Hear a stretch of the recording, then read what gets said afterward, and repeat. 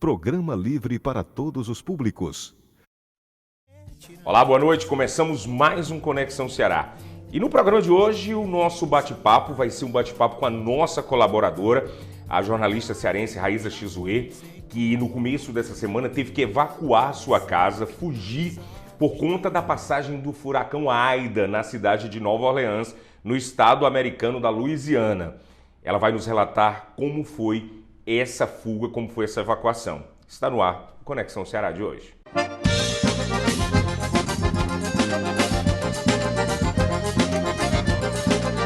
Boa noite, Amadeu. É bom estar aqui de volta. A gente teve que ir só para checar como estava tudo por lá, como estava a casa da gente também, a checar um pouco do que a gente vai ter que enfrentar, porque olha, eu não sei se eu estou preparada, não. A gente foi levar mantimentos também, porque o nosso carro não cabe tanta coisa, então a gente teve que fazer em 2 viagens para poder levar mantimentos também. Mas, Olha, você se tivermos algum problema de internet, já vamos pedindo desculpa aos nossos telespectadores. Tanto eu como Raíza, nós não estamos nos nossos locais habituais de fazer. Então tem aquela paciência, né, Raíza, com a gente, né, Raíza? Uma paciência. Mas você está com um cenário bonito aí. Hoje, primeira pergunta que eu vou fazer. Hoje você é nossa entrevistada, viu? Onde você está nesse momento? Você está na Louisiana? Olha, nós estamos no norte da Louisiana. Louisiana parece um L, o formato do estado. E nós viemos para casa do meu sogro e da minha sogra. Para a gente foi aquele momento de pensar assim: queremos ar-condicionado, queremos comida feita, comida que não vai estar congelada ou comida enlatada. Queremos, então vamos. E ar-condicionado parece frescura, mas está muito quente. Depois que o furacão passou, deixou muito calor, ficou seco, não seco, mas não tá chovendo, então tá muito quente em Nova Orleans, na área lá do oeste de Nova Orleans também. Qual foi a experiência que você teve com o furacão? Essa foi sua primeira experiência fugindo de um grande desastre natural que é normal nos Estados Unidos, esses desastres? É a primeira vez que isso aconteceu com você? Sim, eu sempre morei em estados que não tinham que lidar com o furacão com tanta frequência, né? E esse furacão ele foi o maior do estado desde 1850, que foi quando eles começaram a medir os furacões que então, atacavam os Estados Unidos. Ele foi maior até que o Katrina, Raíssa? Foi. E olha, eu também quis voltar para ver um pouquinho a reação das pessoas, conversar com algumas pessoas, as pessoas que ficaram atrás, né, para trás. E conversei com várias pessoas que também enfrentaram o Katrina, e eles falaram que esse furacão foi muito mais assustador em um critério: o barulho. O vento fazia um barulho muito forte, e aquele vento deixou todo mundo nervoso de que tudo ia desmoronar. Nesses 11 anos, você já havia enfrentado a força da natureza como você enfrentou dessa vez? Porque eu falo enfrentar... Quando eu falo enfrentar, não significa você ir para frente e bater nele, não. Quando eu falo enfrentar, é você sentir o medo de algo que você não tem o poder chegando. Você que tem 3 responsabilidades grandes, que são seus filhos, além do marido, do Max. Mas eu acredito que o Max ali, junto com você, estavam na liderança dessa fuga, de uma certa forma. É uma fuga, fugir de algo que possa fazer mal a vocês. Como foi esse sentimento? O furacão se formou em 72 horas, mais ou menos, ele já estava chegando lá.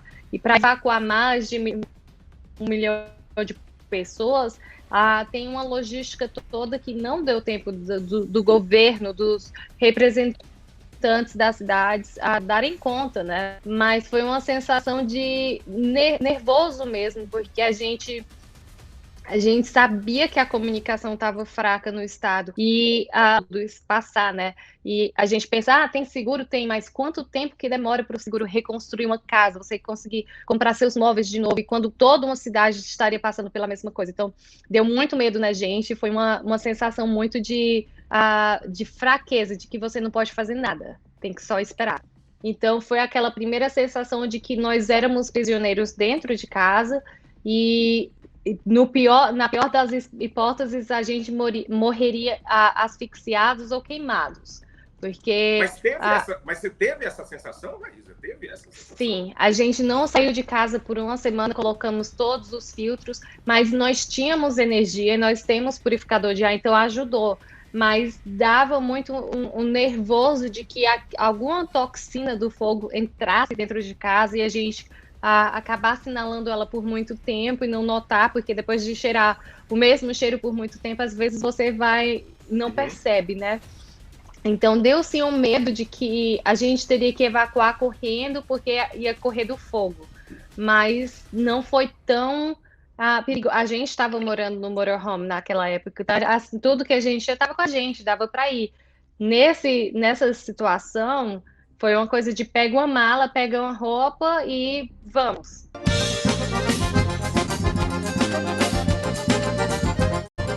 Já que foi sua primeira experiência com furacão, qual é o primeiro passo? Porque a gente sabe que... Eu sei da sua formação, da sua educação, e sei que você é uma pessoa que confia na ciência, confia em vacina, acredita na literatura, acredita nas pessoas que estudam e tal. Algumas pessoas, Raíza, não deixam seus locais de onde vive e acabam enfrentando. No primeiro momento, você me contou que iria ali reforçar janelas, botar e tudo. Mas qual foi o momento que você chegou para o seu esposo, para o Max, e falou, vamos embora, não vamos ficar aqui? O que é que determina isso? O que é que a pessoa fala, olha, não dá, vamos embora, nós temos 3 pessoas que dependem da gente, são nossos filhos. Vamos embora, não vamos dar uma de herói. E eu sei que todo mundo não é assim, não. Precisa ter um grau de resiliência, um grau de humildade também, de saber que é hora de correr. Que momento foi esse? Você acabou de descrever o meu marido, porque foi ele quem me convenceu a sair. Porque o que a gente não tinha muita informação, mas a gente tem um certo conhecimento que pode até ser falho, né? De que muitas vezes o furacão vem e perde a força. Mas eu também estava muito confiante no meu bairro, porque o prédio que a gente mora é no meio de um condomínio, tem as pedrinhas de concreto, tem concreto fora, então ele é um prédio mais forte. E eu falei assim, vamos ficar aqui, porque se for para sair e faltar gasolina no meio da estrada, é pior. E quando foi de noite, na sexta-feira, ele falou assim, olha, a gente está recebendo informações de uns meteorologistas que são muito especialistas na área mesmo, e falando o seguinte, que a parede do olho do furacão virá no nosso sentido, e a nossa área vai ser bem afetada. Então, quando ele foi falando isso, a gente já foi pensando assim, tá, a gente vai ter que sair. Porque não é o primeiro, seria o primeiro furacão dele e meu.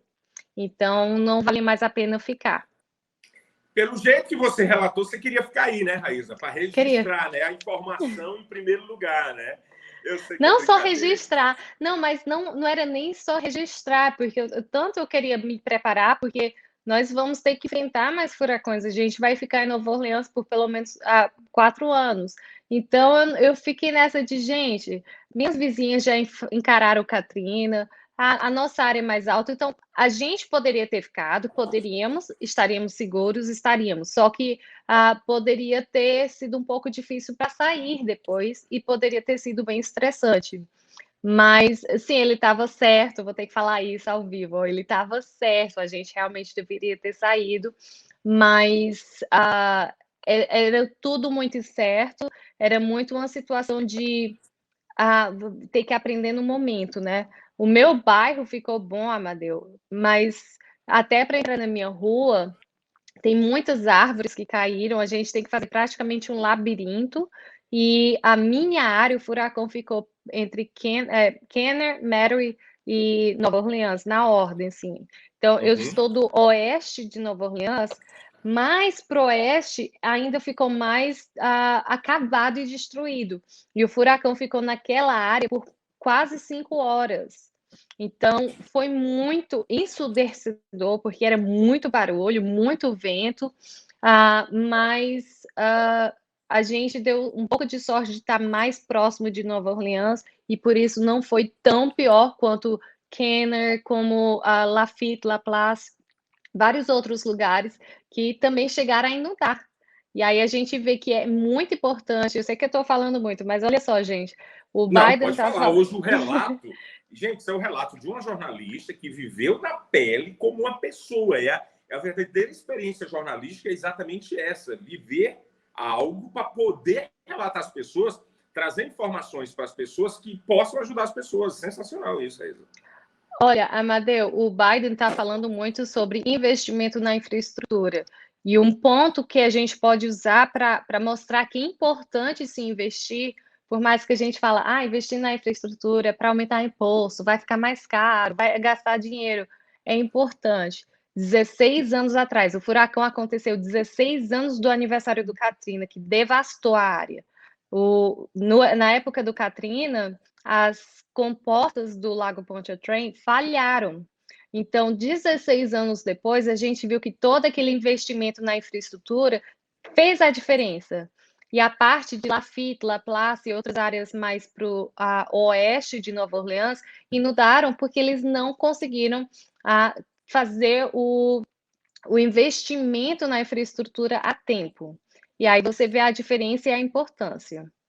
Raíza, vamos explicar, talvez isso é um universo bem distante do nosso público, até dos brasileiros que moram em Massachusetts, que moram em Nova York, ou dos brasileiros que moram no próprio Brasil, no Nordeste, que estejam nos vendo.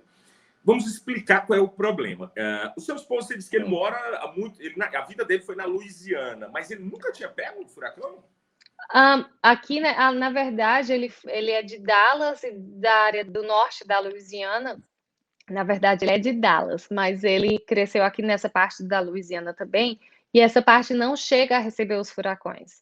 Quando ele estava na faculdade em Baton Rouge, que recebe um pouco, que recebeu as pessoas que evacuaram do Katrina, ele estava fazendo uma conferência no Texas, então ele acabou que escapou de alguns furacões, porque coincidiu, muitos dos furacões que ele escapou coincidiram com conferências que ele estava fora do estado ou do país, então ele acabou que ele não teve que encarar um furacão por isso, então por sorte.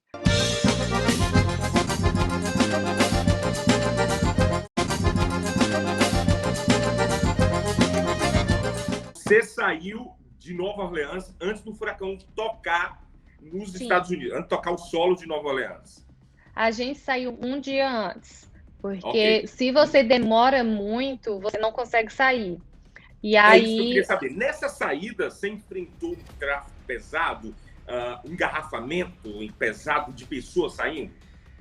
Tem muitas rotas que as pessoas podem tomar, mas a mais comum é para ir para o Texas e a segunda mais comum para a Flórida, a do leste. Nós fomos rota norte, então nós fomos no horário até que decente e não enfrentamos trânsito algum. Demos muita sorte, porque não tinha posto de gasolina com gasolina na área, a gente tinha 3/4 do tanque, então a gente dá para dirigir bastante, então vamos. Só para a gente entender, vocês foram para casa dos sogros, os seus sogros, onde você está nesse momento. Qual a distância percorrida do local onde o furacão passou, que é a sua cidade, que o olho passou lá, para onde você foi? São quantos quilômetros? Mais ou menos 480, 500 quilômetros. Seria tipo de Fortaleza a Natal. Era se eu dissesse, não, vou fugir, vai vir uma onda, eu vou para Natal. Em milhas, daria o quê em milhas? Eu não me lembro agora, eu coloquei tudo em quilômetros, mas foi bastante, então umas 300 milhas. Umas 5 horas de viagem, que Fortaleza Natal seria... 5. 4 horas e 50, 5 horas, 5. No momento que você está fugindo em rota, observa se ele está vindo ao seu encontro, ao seu lado, olha, atrás, ou como não, a gente saiu muito cedo. O Lago Pontchartrain é muito grande, é um dos maiores lagos do mundo, tá, gente? E é calmo.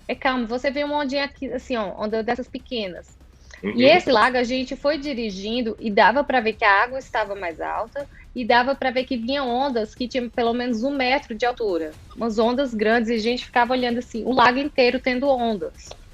E a gente já começou a meio sentir. Foi nessa hora que a gente disse, ainda bem que a gente está saindo.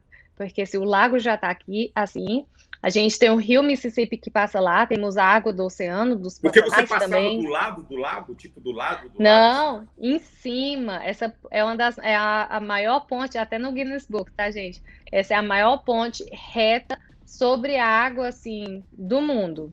Então a gente passa por cima, a E gente as dirige. ondas já estavam anormais. Já estavam anormais e a gente já começou a sentir o vento um pouquinho. Isso um dia antes. A gente chegou aqui no norte, tudo tranquilo. Depois a gente começou a ver que o que estava acontecendo lá pelas notícias, mas a gente notou que as pessoas perderam o sinal do telefone.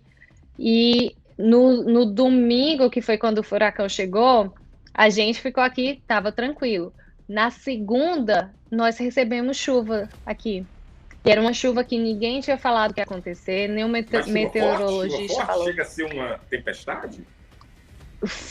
Foi uma chuva, é porque foi em ondas. Então, o que acontece? O furacão vai indo e ficam uns pedacinhos das nuvens que ele vai arrastando, né? Praticamente uma tempestade, aí parava. Aí vinha outra tempestade, parava. Foi uma coisa muito estranha, porque vinha em ondas. A gente via também que tinha umas nuvens muito diferentes, mais para o horizonte, né? Nós tivemos que ir na loja comprar alguns mantimentos. A gente pensou assim, vamos levar mais mantimentos ainda, porque a gente vai ter que encarar isso depois. A gente vai ter que encarar. A gente tinha que levar também mantimentos para ajudar alguns vizinhos e conhecidos. Então a gente disse, vamos logo comprar. Como é contornado esse prejuízo? Por exemplo, você teve que comprar coisas que você habitualmente não usa, suprimento, acaba sendo um prejuízo financeiro para as famílias, ou elas podem recorrer, sei lá, porque nos Estados Unidos você pode dar o SUS em tudo em várias coisas, né? O SUS, gente, é processar alguém e tal, mas você não processa na mãe natureza. Como é que funciona Não tem isso como. com os gastos? É uns gastos que você mesmo tem que bancar? Sim.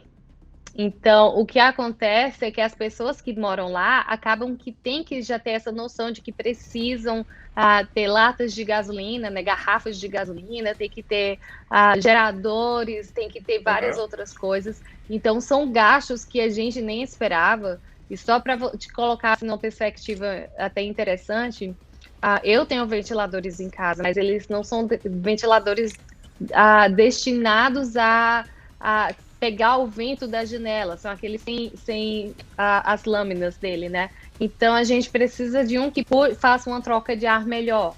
Vamos comprar, tivemos que comprar 2, já é $40.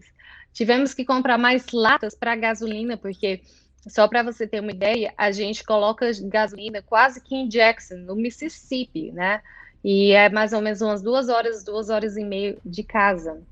E você vai, chega em Nova Orleans, Mary, toda aquela área, sem gasolina. Roda lá, volta para Jackson, você não tem como voltar sem ter latas Então você já tem que levar a extras. sua reserva, reserva de gasolina, né, gente? Falar Seus que não vizinhos tem, mas evacuaram? não é todo mundo que evacua. Muita gente vai ficar em casa, porque nem todo mundo tem condição de dizer assim, eu vou comprar uma bateria com um painel solar de 500 ou de $1.000. Nem todo mundo pode.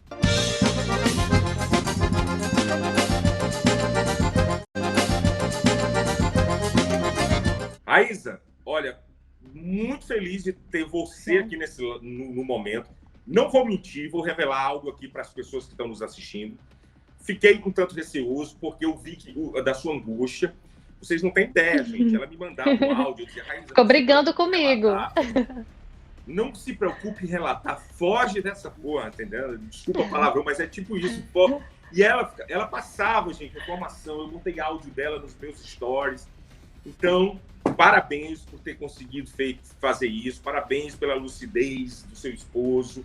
Não ser um negacionista e dizer, vamos enfrentar o furacão.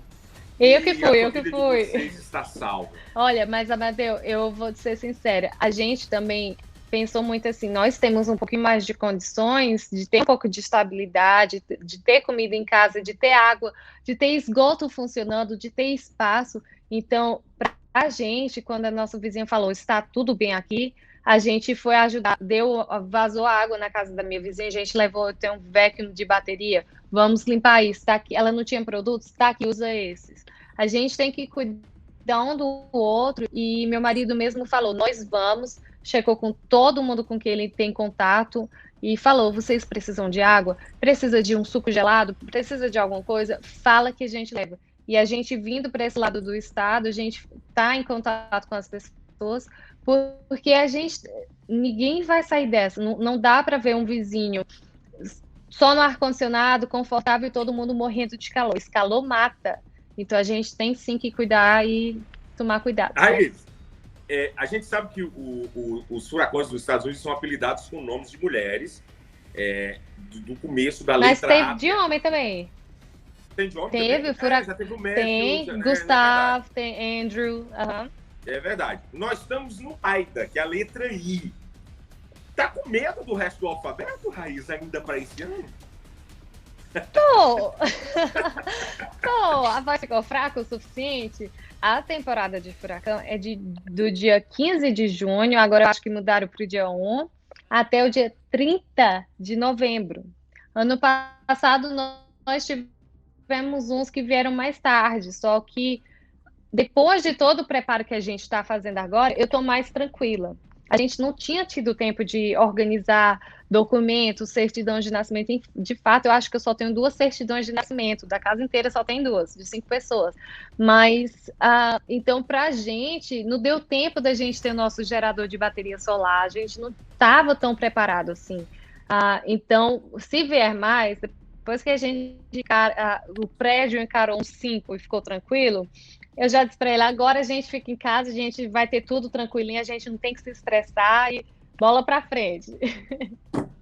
Raíza Chizue, uma jornalista, graças a Deus, sobrevivente ao furacão Aida, e muitos mais outros para mostrar para a gente uma cobertura, fazer em bloco. Obrigado, Raíza, por estar safe aí e vamos continuar. Quem sabe na segunda a gente já faça direto de Nova Orleans, né? Vai depender de você aí, né?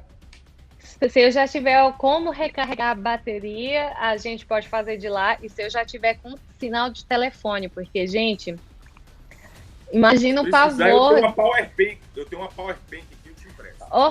Tem umas 5, Amadeu. mas a questão é a internet, gente.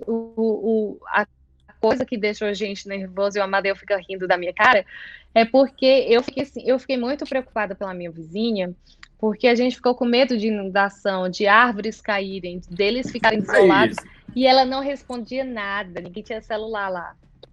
Gente, eu não posso contar isso é cóspicos, mas depois um dia eu ainda vou contar a história da vizinha da Raíza.